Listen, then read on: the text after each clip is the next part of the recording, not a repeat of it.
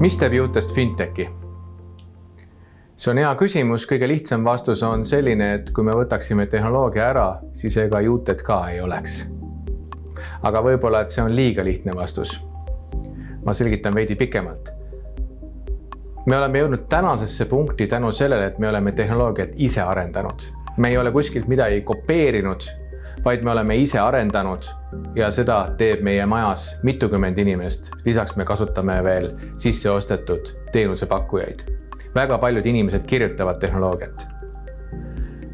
Järgmine trikk on aga selles, et tehnoloogia kirjutamiseks pead sa läbi mõtlema, kuidas sa tahad asju teha.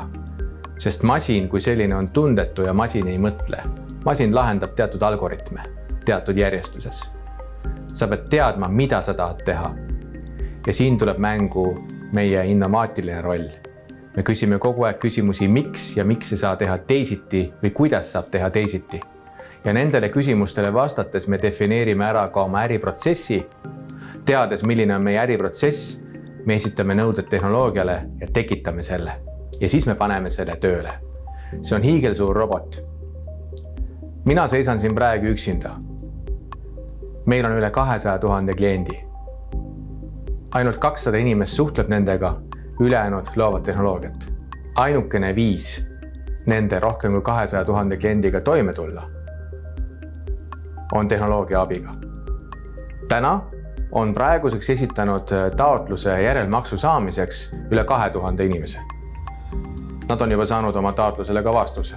Mõned ja, mõned ei, kõik on saanud vastuse. Kuidas? Ainult tehnoloogia abiga. Mõned on juba selle järelmaksuga kätte saanud. Täna umbes 22 000 inimest tegi meile tagasimakse. Kuidas me arvet peame? Kuidas me aru saame, mis toimub? Kuidas me jätame selle endale juhitavaks? Ainult tehnoloogia abiga. Loomulikult Ute Credit on finantstehnoloogia ettevõte.